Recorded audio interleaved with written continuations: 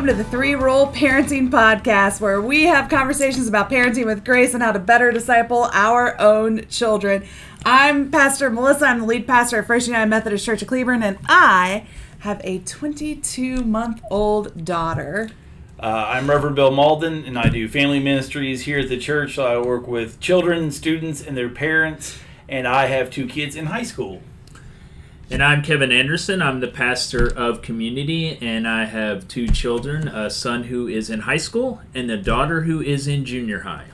It's amazing. And this week, episode 7, OG Sin. We're talking about sin a lot, but I think it's really important.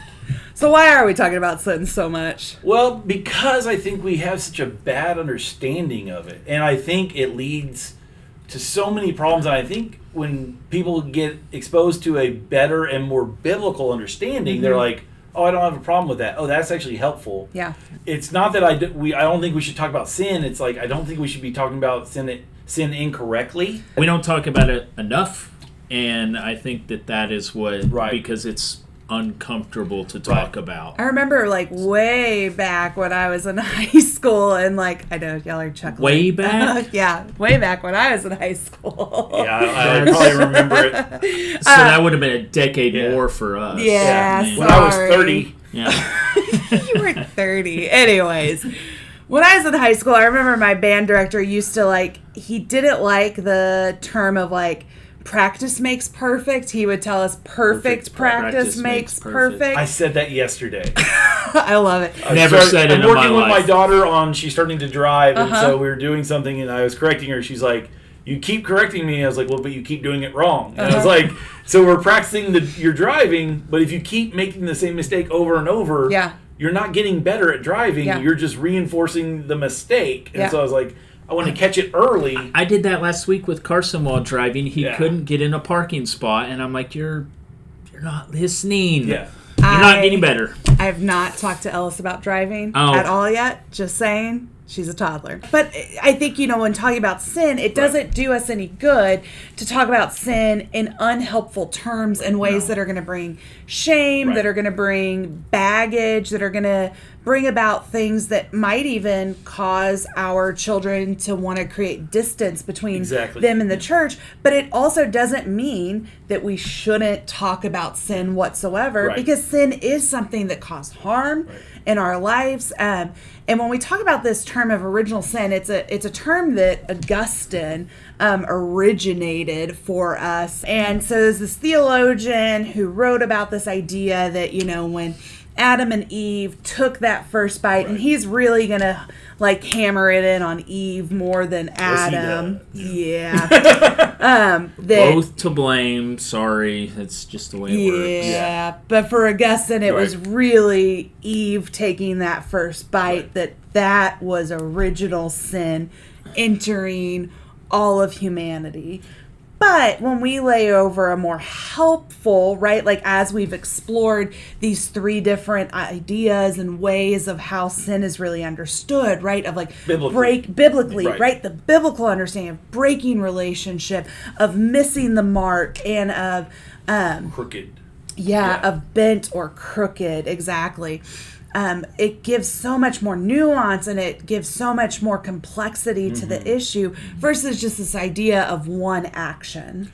And when we also get really biblical about it and we go back to that original story, I actually love that Genesis story, and the names are so intentional. So Adam, as we say, Adam is Adamah is the Hebrew, and Adamah is ground. So from the Adamah we form Adam, and Eve's name is actually the Latin translation, which is a really poor translation of her name.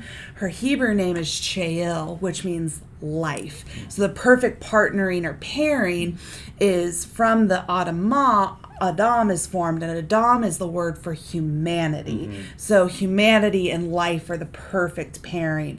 And so the idea when we talk about original sin, really even in the most biblical of senses, is actually when all of us, when any of us make that mistake, when any of us miss that mark, put that bend in our road, break that relationship.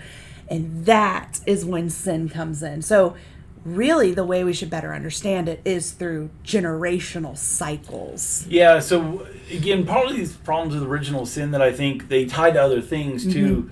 Again, kind of hoisting it all on Eve, and then it's passed through sex and childbirth and all this. So then it makes sex and sexuality this evil, sinful, dirty thing. And so this idea of original sin, I think it ends up kind of splintering out and kind of corrupting a lot of things that aren't meant to be corrupted. Like, that's why, ask the question, why is Song of Songs, or also called Song of Solomon's, in our scriptures? That is a very sexual text. And it's in there because it's something God honoring when done in appropriate And so trying to bring this back into a more healthy and biblical understanding, as we started to do in our previous conversations about sin, it then needs to come down to this idea. Original sin was kind of sin being passed down from generation to generation. And a lot of people struggle with this idea that, wait, I was just born bad.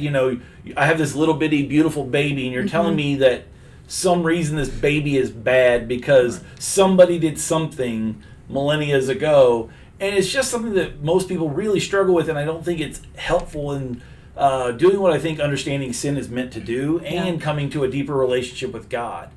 And so I think the idea of original sin just becomes really problematic and unhelpful, and I think there's a better way to talk about it and think about it. And so if we begin to think about, instead of original sin, to start to talk about generational trauma, that what we can have is, because of our past, our family, especially our parents, there can be past traumas, experiences, things that shape them, and they may pass those on to us in ways that we are unaware of, even that they may be unaware of. You can have those family systems where you don't know why, but everyone's afraid of this, or everyone likes it. There's just things that you grow up with in your family system, and you have no reason, no idea where it comes from, but yet it's very real to you. And starting to try to look at some of those, and especially ones that are unhelpful, that things that we may be passing down through the generations, especially unaware that we're doing it. So one of the references or metaphors that I like, that I know somebody uses, is the idea of the iceberg, that you see 10% of the iceberg above the water, but 90% of it's below the water. And if you're, sailing your ship through a field of icebergs, it isn't just the iceberg that you can see that you got to worry about hitting. You have to worry about where's that 90% underneath the water, and where can I still hit that? And so part of this idea with generational trauma is starting to say, how can we begin to gain awareness and lower the watermark so that we can see the iceberg more fully, and then we can guide and steer and navigate around with better awareness. I think we've all experienced that, whether it's with our kids or with a coworker or a church relationship.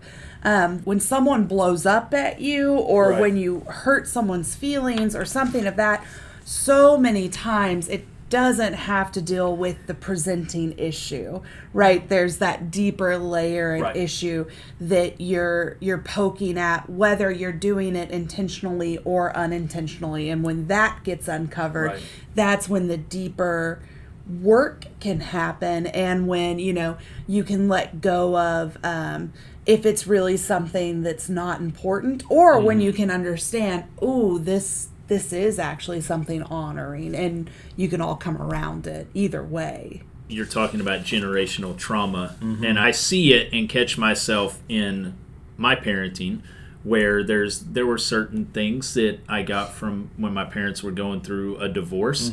They parented in very different ways, and for better or worse, I got some of those traits from both sides, and I'll see both sides of those coming out. But not only that, I will see, okay, my dad was parented in a way by my papaw that was very, very stern, very strict, very black and white, where I see that come out in my parenting sometimes. And then my mom was raised by my grandpa, and he was, I'm not going to say lived in the gray, but he was more concerned with the overall big picture and not this one time you messed up.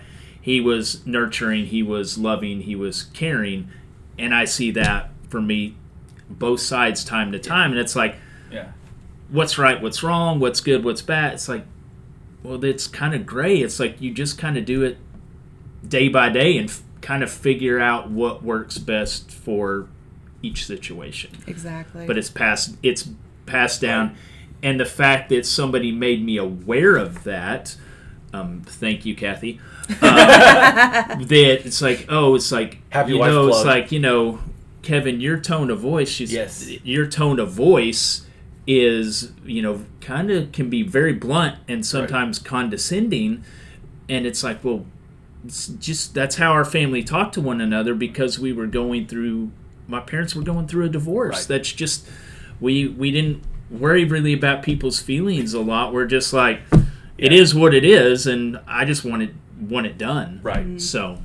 So the word I love that you highlighted there is that you can have that awareness. Because sometimes you can go, oh, I'm aware of it, and I am definitely choosing it's it. Like, I just don't care. But I'm just what so often happens in so much of our parenting is reflexive, right? We don't know that we're doing it, and we may not know that we're doing it and or why we're doing it. And so trying to gain, again, I love that you use that word, that awareness. That is the big thing that I think we're trying to talk about, is trying to become aware of what are the traumas that may exist within your family, within your own life, that may have been passed to you, and what are the things that, if you're not gaining that awareness, you may pass on to your children. So the saying I love is, the pain that you do not transform, you will transmit. Yeah.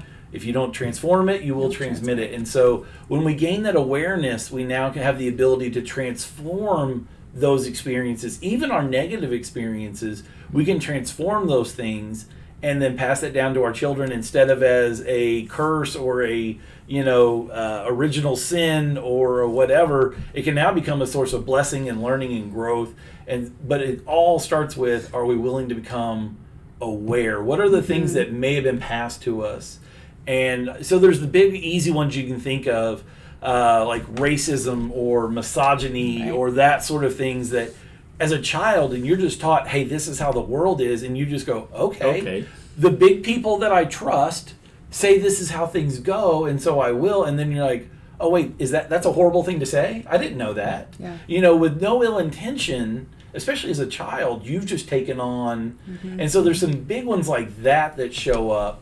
But I think it can show up in all kinds of different ways. And so we've all worked with different people and seen different things. So I'm kind of curious, what are the different generational traumas or unexpected things or things being passed down that you maybe have seen with no names? We're not going to use names on people. No, why not? Throwing people under the bus. But things that maybe you've seen in ministry that you're like, okay, I've seen this play out. Oh, well, within my own family system, what I was like smiling to myself about is stubbornness. That's definitely a generational passed out of, my family is so stubborn. And it's definitely like passed from generation to generation of, because it's like, well, I could do this on my own, right? There's this sense of, pull yourself up by your own bootstraps. There's a sense of like, I'll get it done, and so I don't need your help to do it. And there's some of that because the women in the family have been left by the men in the family. There's a sense of that the men who, whether that was my dad or one of my uncles, that it's like, well, I'm the quote unquote man of the house, so I gotta do this even if I'm still a kid.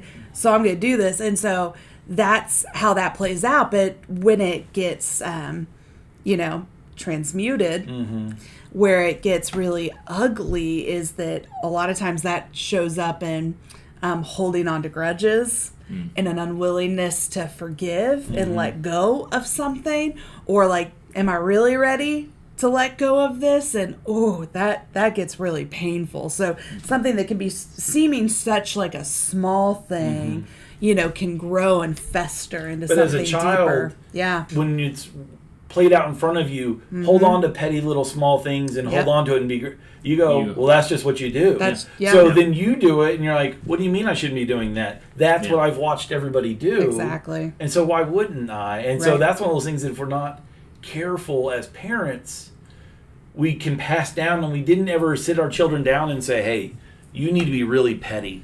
And you need to hold on to grudges. And you've never actually said that? We would never sit down and say that, yet it's what we by accident because of our unawareness, Yeah. it's what we have taught. Yeah. Or Yeah. how many times, like nowadays, are we like this on our phones? Are you I thought she was Are you taking seriously the call. going to text during the podcast? I was serious. I was like, legit. It's like, Melissa. is it? But like we're teaching our Yeah. kids Yeah. that it's okay to be disengaged Yeah. from the family, from that time of being present with one another. I mean, I remember, I don't want to judge people, but I remember this probably a couple years ago. We're sitting at dinner, me and my family, at a restaurant, and I just look over and there's a family of 5, mom, dad, what I'm assuming mom, dad, and 3 kids. They're all on phones. Right. And I'm just like, why are you, I didn't say anything to them. I'm like, why are you even out to dinner? And then, but how many times will I be at my own house and we'll all be sitting in the living room on the couch, TV's on, and we're all on our sitting on our phones. It's like, that's not family time. Right. We're all in the same room, but we're not paying attention to one another at all. But you catch yourself being like, oh, that's bad, I shouldn't have done that. But we all do it, and we just have to continue to practice awareness and be better. and intention. Yeah. So two that I see a lot, and one's kind of simple and easy and funny and small. I think one's bigger. One is like sarcasm. That your family is, oh no, we're sarcastic, and oh, we're not mean, we're being funny. You have family systems where they're saying mean things, but they hide behind, oh, I was just joking. Yeah. And they don't take ownership for the pain that they do. And I've generally, again, working with children and youth, when I have a child or youth who is doing that, there's always a parent who does it. That they're following the example of somebody in the home, and they go around and they just hurt all kinds of people, and you're like, do you realize what you're doing? The people are like, oh, I was just joking.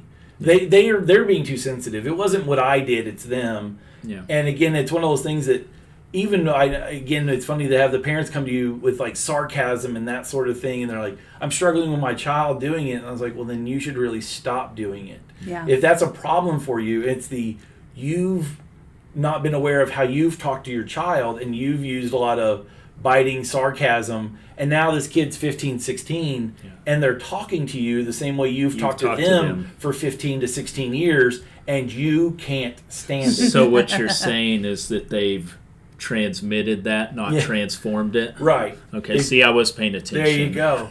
The other one where I've seen, and this is a harder one, but I've seen happen, is you have kids that are born into families where it definitely feels like the one of the parents has a job for that kid to fulfill in their life. Maybe I didn't have a happy childhood, or I felt unloved, and so now I have this child, and I expect this child to do something for me. And then when they fail to do it, when we have failed expectations, that becomes resentment.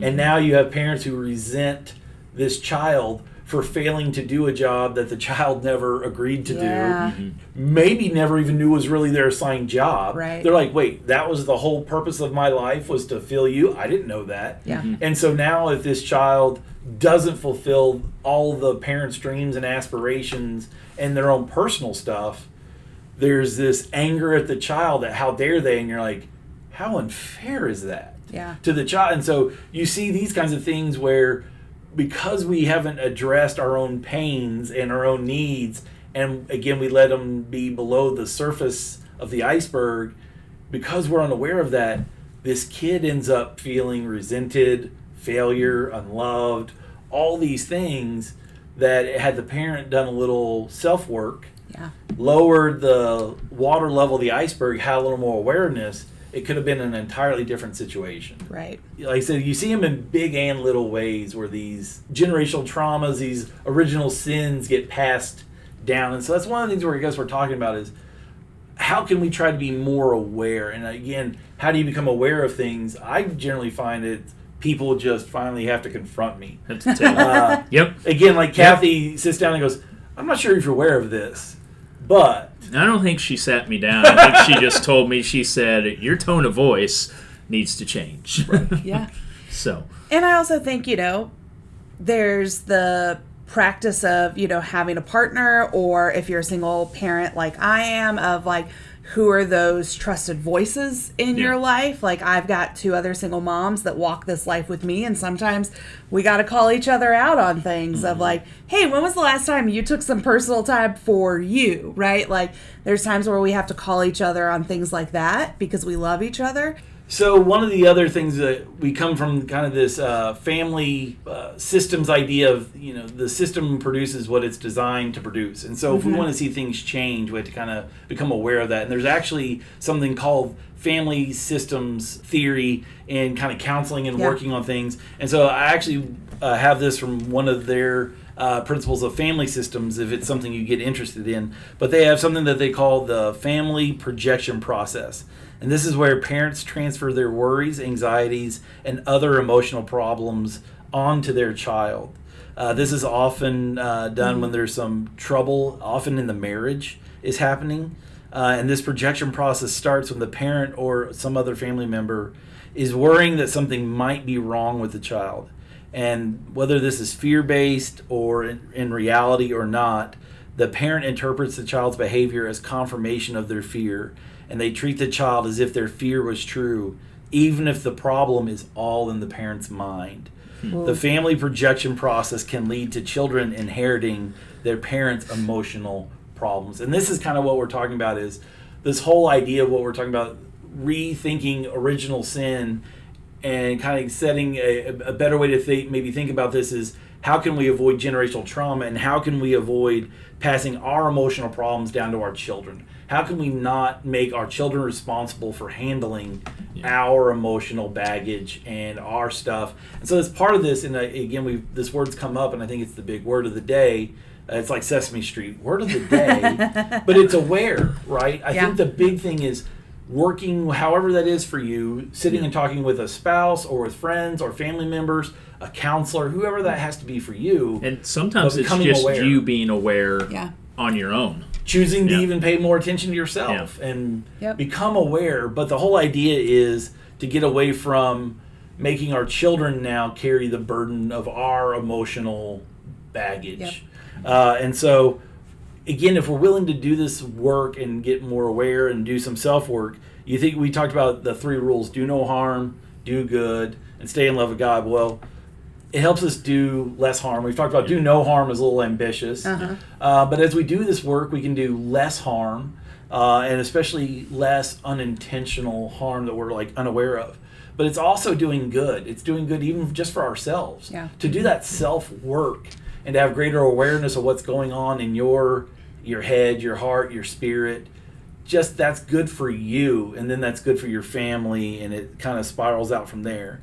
And it helps us kind of, again, go back to these different ideas of sin. It helps us avoid all of them, right? So as we start to, we think about Jesus Christ being the mark. Well, as we became more and more aware, we're able to look and say, where am I not following the teachings and the example of Jesus? And so we can make changes and move closer to that bullseye, which is less sin. And then we think about sin as a crooked or warped worldview, kind of like the TV being kind of like our bent TV, the sinful TV, right? But the more that we get aware, the more we're aware that there's a crooked, and we can work on straightening that out. So you have the breaking of trust is the other idea of sin. Well, then now again, when we're more aware of what we're doing in our relationships, we're less likely to break trust, especially unintentionally. Right. And so all of this work leads us back to less sin, and again, sin not being as like you're bad or evil, but just missing the mark and who we want to be and who God created us to be. So I guess if I was to give you a challenge for this week, it's, I don't know who that is for you. If it's a sibling, your parent, your spouse, a best friend, is there somebody you could kind of even ask, would you help me see these things? Could you help me see the places where I'm unaware? It's the thing is very United Methodist. Those the United Methodist bands, they used to meet together and they would ask these questions, but it was, tell me, the whole purpose of the meeting together in these little small groups was, tell me the places where you see me getting off. Help me lower the water level. Exactly. And so find that for yourself, whoever that is. Find you a group, an individual, start that work, a counselor, whoever that is for you, to lower that water level, gain that awareness, and just start trying to work on that. Absolutely. So. So this week, would you go receive this benediction, this blessing that's meant to be lived out? Would you go seeking to do good, to do no harm, to do good, and to stay in love with God. Bye, y'all.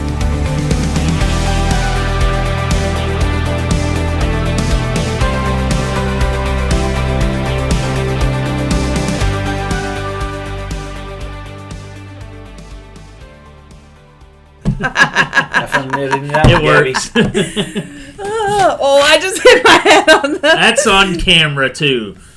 Okay, now you can cut this when we're done. For the blooper reel.